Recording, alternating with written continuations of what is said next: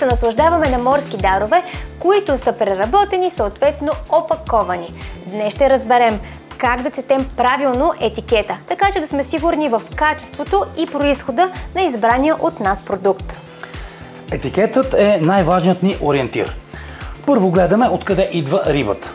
Зоната на улов или държавата на аквакултурата. Тези неща ни говорят много за качеството и свежестта на продукта. А какво е това ФАО зона, което винаги присъства на продуктите? Това е международната зона, в която е уловена рибата. По този начин разбираме за географския произход. Да кажем, ако пише на етикета ФАО 37, това означава, че рибата е уловена или в Средиземно, или в Черно море. Добре, а как седи въпроса със свежестта? Може ли наистина от етикета да разберем колко пресен е продукта? Разбира се. Трябва да следим две основни неща.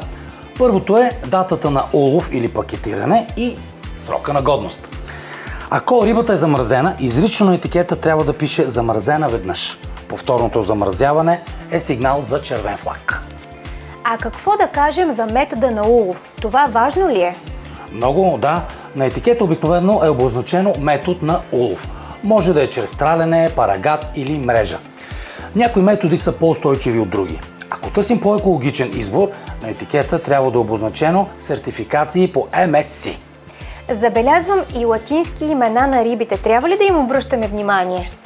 Да, те гарантират, че купувате точно този вид риба. Понякога различните риби имат сходни търговски имена, но латинското никога не лъжи. Обобщавам. Произход, дата, метод на улов, вид и сертификация. Точно така.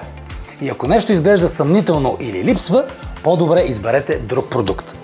Четете етикета и морето винаги ще бъде на ваша страна.